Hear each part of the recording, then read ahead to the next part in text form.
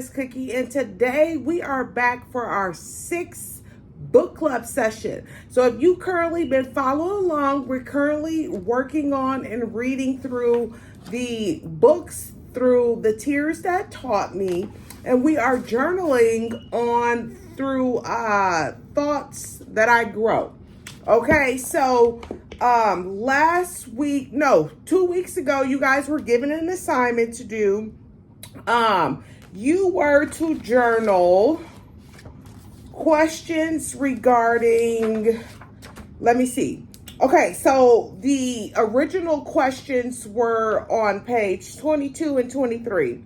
So the assignment reads, do you consider yourself as a person who has high standards? If so, write about a time your high standards and expectations led you to feelings of hopelessness, failure, unforgiveness, or condemnation. So that was the first part of the assignment that you were supposed to do. The second one was to write about a time your standards and expectations led you to feelings of empowerment, joy, and strength. Okay, so that was 2 assignments on one. So on page 23, you guys were to discuss your first heartbreak. How did you cope with those feelings? Have you ever truly coped? Okay, so I do hope that you guys did those 2 assignments. You guys had roughly about 2 weeks to do those because I ended up doing another video with the power of resilience. So if you guys did not check that video out, I highly recommend that you go and look at the road to resilience and the power of resilience. Okay, that would have been the 5th video.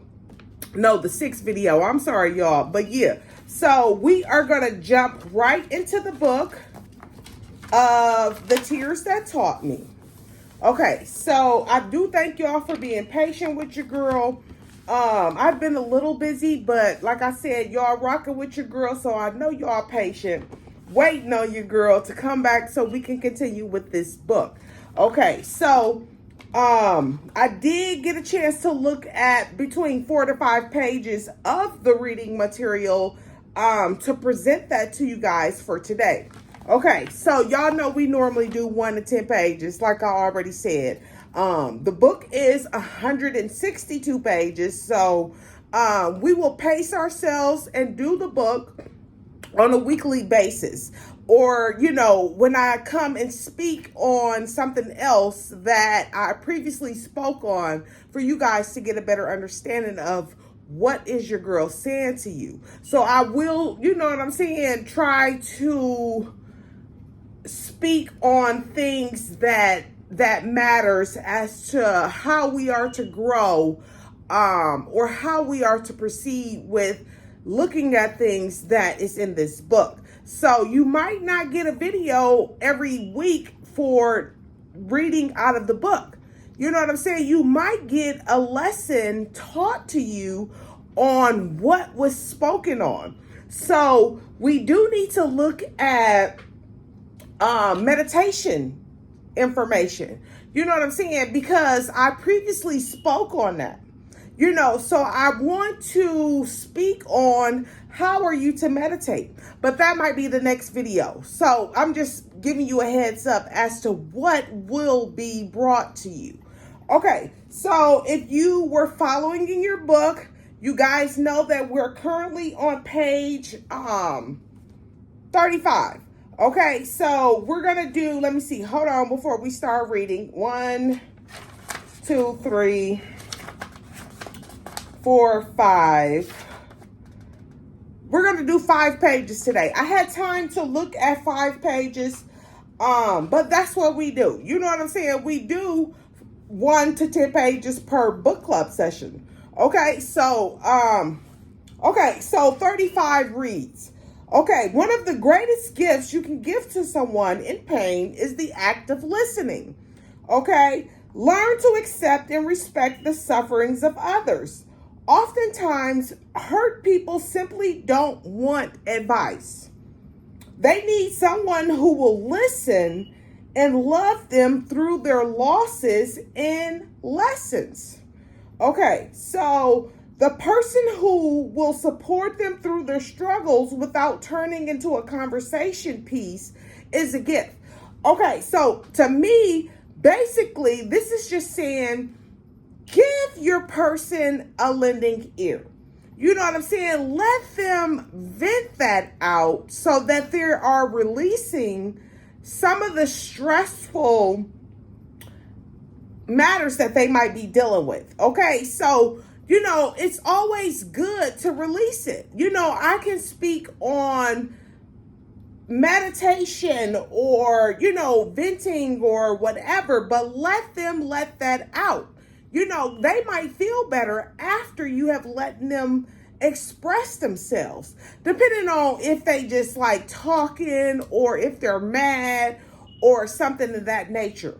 If they're mad, they're going to need to let that out, but like I previously said, let the situation die down before you guys decide to let that out. But it's always good to give your person a listening ear, because you tend to understand a little better as to where their mindset is. If they're dealing with something, letting them vent and get that out would let you understand how you are going to deal with that person. If they're dealing with so much, how can I say it? If they're dealing with so much at that moment in that time, they really don't have time for you to be nagging in their ear or whatever. You know what I'm saying? So just make sure you learn your person before you just get to doing stuff. Lend them that lending ear so they can let it out that way, or even, let them meditate, figure out how can they let it out without offending anybody. So listening helps you and it teaches you, okay, so at this moment, at this time, I can't address certain things because right now, this individual is not feeling it. This individual mind is somewhere else where your venting won't make the situation better. You know what I'm saying? If that makes sense. So yeah, let them let that out so you can understand where this person is at this moment and at this time. Okay, so next page, 36. So whenever you're in the midst of a situation or relationship, your bias and emotions have the tendency to blind you. You are so accustomed to routine that sometimes you fail to see that something is wrong. Okay, so yeah. So when you're used to doing things a certain way, like this passage says, you become accustomed to that. Okay, we need everybody to get out of that mindset of coming accustomed to what they're normally doing. Come accustomed to being better. You know what I'm saying? Or not dealing with certain situations because that's what you previously dealt with. So you want to move as though you are elevating from that situation, elevating from that previously mindset that you once had, and such forth. Okay, so for years I struggled with seeing the bigger picture. I've tolerated chaos because I was accustomed to it and found myself drowning in anxiety because I simply couldn't handle it. I didn't even know where to begin. So with that could be that you're confused on certain things. So you're just going to deal with it. But that's not the right way of doing it. So previously told you guys, if you want that wisdom on how to deal with certain situations, you have to pray. You have to fast. Do what you need to do so you can get that guidance that you're going to need. Because like I previously also said, when you're dealing with certain situations, you might not know how to deal with them the proper way. So you're going to need that higher guidance as to how are you to complete this? How are you to make this situation better? You know what I'm saying? But back to the book. So it wasn't until I detached that I realized what had been eroding my peace for so long. The same practice applied whenever it came to the journey of self-assessment and healing.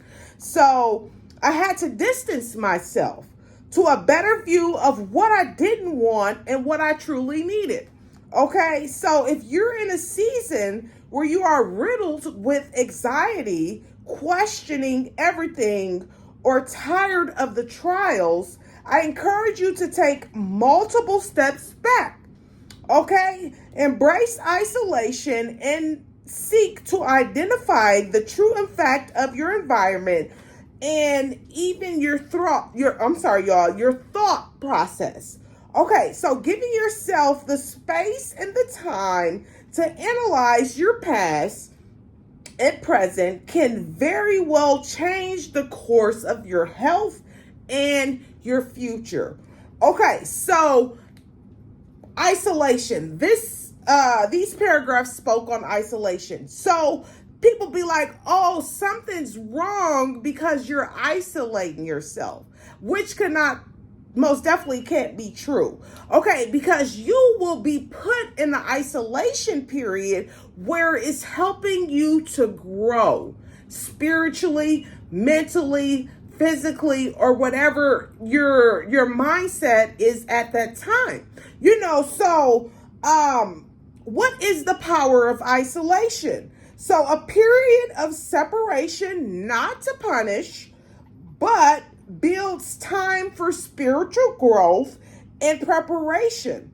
Isolation removes on manifestation, removal of bad habits that people tend to have when you're surrounded by certain people. You know what I'm saying? So some people will have you in that peer pressure period where they're used to doing certain things. So when you remove yourself, you tend to let those habits go, which can be beneficial to you. So isolation does not mean that you're actually going through something. Isolation is preparation. You know what I'm saying? So I have the definition for you guys for what is preparation. Okay, so preparation, you may be isolated for a specific purpose or assignment. Okay, much like Jesus spent time in the wilderness before his ministry. So like I said, your Father will isolate you to prepare you for something. It's not always, oh, something is wrong. No. You're being prepared for a bigger assignment. You're being prepared for a bigger purpose as to how you are to be great. You know what I'm saying? So yeah, back to the book. Okay, when I realized just how much my mindset and words impacted my peace and progress, I began to speak less and work more. Okay, so that just speaks on if you're dealing with a situation that you need to focus on. Stop speaking and do it. So you speak things into existence, true and all, but at the same time, you have to put that hard work in. You know what I'm saying? Nothing comes to a dreamer but a dream. So you have to put that hard work in and let it speak for itself. That's it. That's all. Okay, so I accepted the truth that it was my unhealthy desire to be praised and supported that left me frustrated. Okay, so today and every day, I encourage you to focus on what truly matters. Don't waste time trying to create a life that looks like goals that you can't stand. Okay, so if you're not speaking on this little paragraph, so if you're not happy as to where you are in life, figure it out as to what do you need to do to make it better. I previously said go a little harder, strive a little more, pray a little harder, do what you need to do to come out of that situation so that your Father gets all the glory. You know what I'm saying? Because he sees everything that you're going through. He sees everything that you have dealt with. He sees. But the key thing is to never give up. You know what I'm saying? Just pray your way through your situation and watch that outcome. Okay, so don't waste words on people who are hell-bent on hurting you or incapable of receiving the power of your message. Okay, so don't slow yourself down to entertain anything that doesn't bring you peace or in line in your purpose, with your purpose. Okay, so this this passage, paragraph, just basically says, don't slow yourself down to entertain people.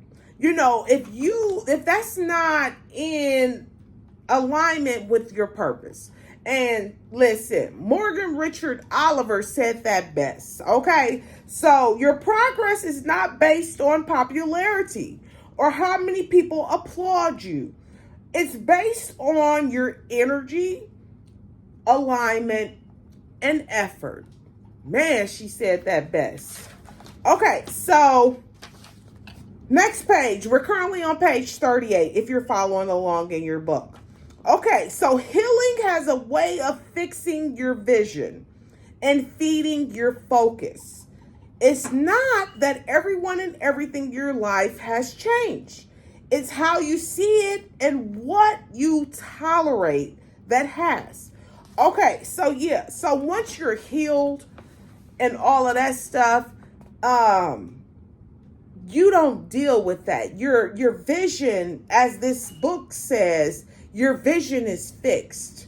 You know what I'm saying? Like I previously said also, you begin to see things differently. You know what I'm saying? Because we're not going to dwell on this or anything, but once you are healed from certain situations, you see things differently once your eyes are open. Okay? Because that was a lesson that you learned. Okay, so there was a time you longed for people to love you. You pray that you see or hear you. You wish that they could see the depth, truth, and message in front of them.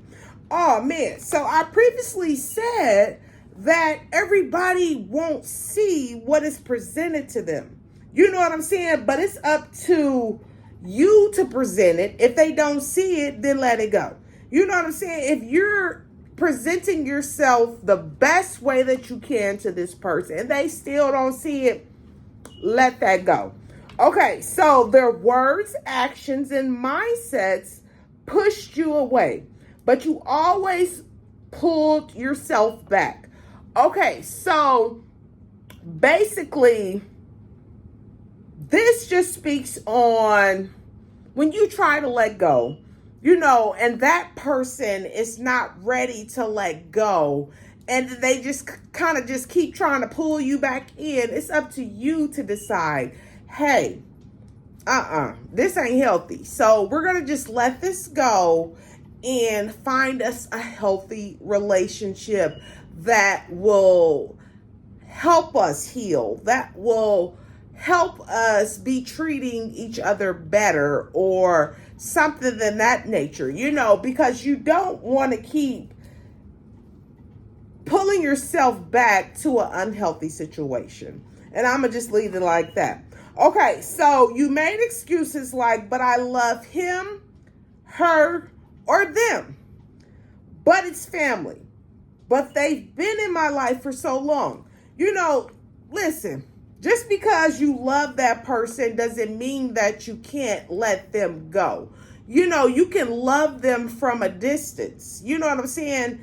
And heal for yourself. Okay, but that's family. Listen, you can let your family go. You know what I'm saying? If it's not bettering you or making your situation that you're dealing with better, let it go. Because at this point and at this time, you have to worry about yourself.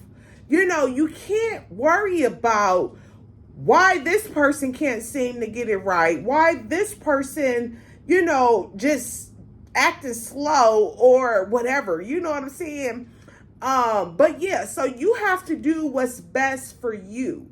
You know, you have to stay healthy for yourself. You know, you can't be stressing yourself out as to what other people are doing. You know, if you want to stay healthy, peaceful environment and all of that, Focus on you. Okay, so until you finally told yourself, I can't. You know what I'm saying? So regardless if you're dealing with a spouse, a family member, or someone that you've been with for so long, at some point, if it's not healthy, you have to let it go. Okay, so there are some pains, tactics, and revelation you can't bounce back from or unseat. So you don't. You just come back. Okay, so yeah, we getting up out of that mindset as to dealing with unnecessary pain. You know what I'm saying? So heal from that. And I'm going to just leave it at that. So to the person that has removed themselves from the group, friendship, or relationship, trust and believe that sometimes the right decision doesn't always feel good, and it is seldom understood by the masses.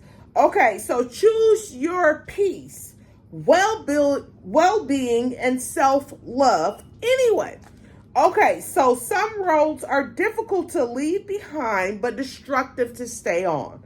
Listen, she said that really well, but I will comment on it might be difficult to leave people where they are, but when you're focusing on yourself, when you're focusing on healing, you have to let certain individuals, things go. Surrender it. You know what I'm saying? And we already spoke on that. So yeah, so that will conclude the reading of today's book club session. So we're leaving off on page 40 if you have your book. So please make a note as to where we will resume for the following week, because this is the page that we will continue on. Also, so now guys, we will be moving over to the journaling session Through Tears I Grow. Let me see. Where was we at? Okay, yeah. So we're going to go on page 24. So this week I will only do assign one page. Okay, I know it takes roughly a week to come back, but we'll just do one assignment due to the fact that your girl only had one day to look at this. Okay, so yeah, and then I did a little research on some of the definitions for you guys to look at. So yeah, so your girl only will do one assignment for this week, and then we will follow up the following week as to how we will continue to grow, how we will continue to look at our new mindsets, and you know, whatever. Okay, so page 24. If you do not have your book, pause the video, go get your pen, go get your paper so you guys can journal your assignment for this week. Okay, so page 24. Has shame, guilt, or bitterness ever impacted your quality of life? Okay, so if so, what season or situation led you to have those feelings? Okay, so they spoke on shame, guilt, or bitterness. So I did get those definitions for you guys so you can better understand as to what you will be focusing on for this week. Okay, so shame. It is unpleasant, self-conscious emotion often associated with negative self-evaluation or motivation to quit. Okay, so guilt, what is that? Okay, so guilt is a feeling of unease or remorse stemming from the belief that one has done something wrong. Okay, so bitterness. So bitterness is an emotion typically characterized by feelings or anger, resentment, and hostility. Okay, so you guys were given that assignment. You guys were given that definition as to what you will write about. So I hope y'all was paying attention, got those definitions so you can understand what is this question asking us. Okay, so yeah. So we will resume back on page 25 with the book club session within the week. Okay, so yeah, stay rocking with your girl. Stay tuned in with your girl.